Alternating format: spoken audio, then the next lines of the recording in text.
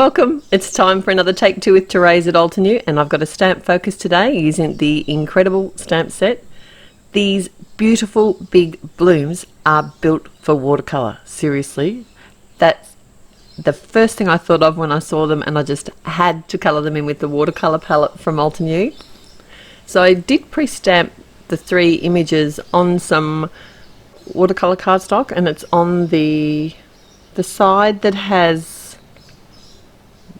the texture also, and I thought this is going to give me a lot more room to move. I can add more water because I often do a lot of my watercolouring on the Bristol Smooth because I like the weightness of that cardstock.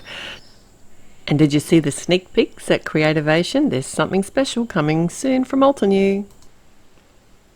I'm using a wet to wet technique, and that just means I'm adding some clean water to each petal before I drop some watercolour into it. I'm not pre-mixing my colours, I'm actually just picking them up with my water brush straight from the palette itself and letting them sort of mix within the water on the cardstock. I tried to colour leaves. They're not leaves, are they? It's a flower.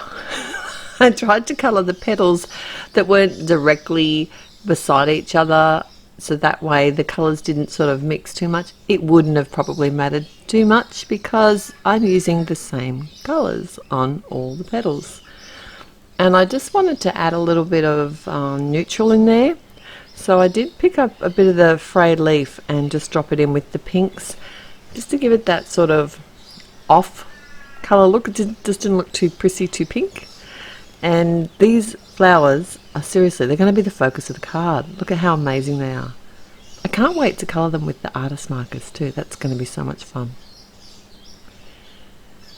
I ended up only using 2 of the flowers, but I did stamp all 3 initially. I don't know about you, but as I'm colouring, I find that I learn an image, and the more that I colour an image, the better I get at it. And this is the first time I've ever coloured these flowers.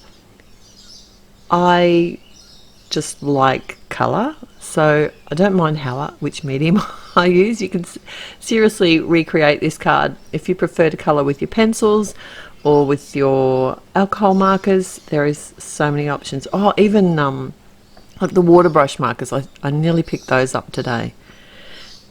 They do have a set of coordinating dies. I didn't use them today because I did add so much water. It did wash out the edges of the flowers a little bit, and I wanted a real sort of finished look, so I actually fussy cut these flowers right up to the very edge.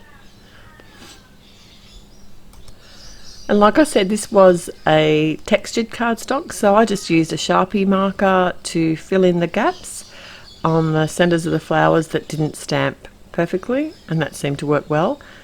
And when I do cut up to the edge of an image as well, I like to run around the edge with a marker, and I usually use a grey one. I find that's more forgiving, and I hold the image with the back of the image facing me, and as I'm drawing it around, if I do slip with my marker, it's not going to actually draw on the image, and I'd have to start again, which would not be a very good thing, because then I'd have to wait for it to dry. Although I did use my heat tool today on the low setting. I'm really loving the low setting on the heat tool.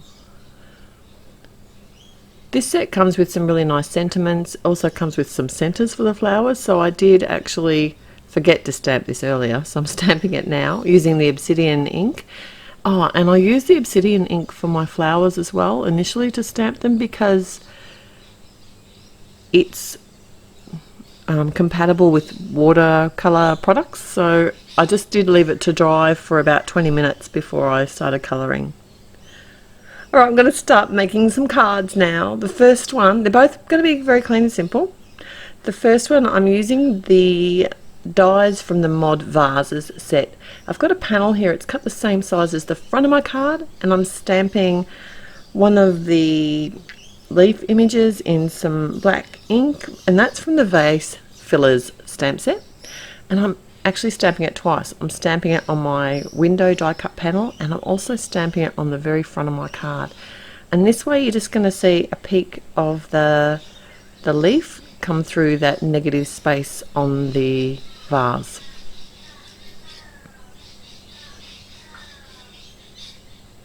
The The vases actually do come with a stamp, and I think that's what gave me this idea.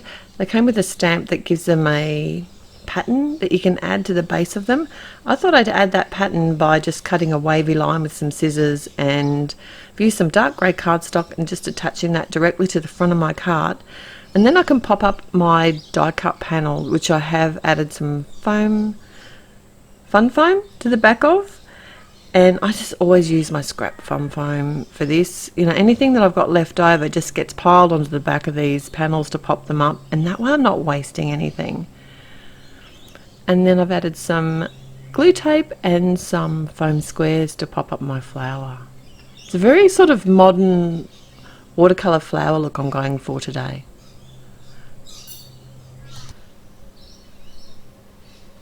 I will list all the products that I've used over at the blog, and they'll be linked. The blog post will be linked in the description below, so you can find a full list of supplies and the links there, and also some pictures of these cards as well. Okay, I've got a long skinny vase this time, and I am stamping it directly on the front of my card.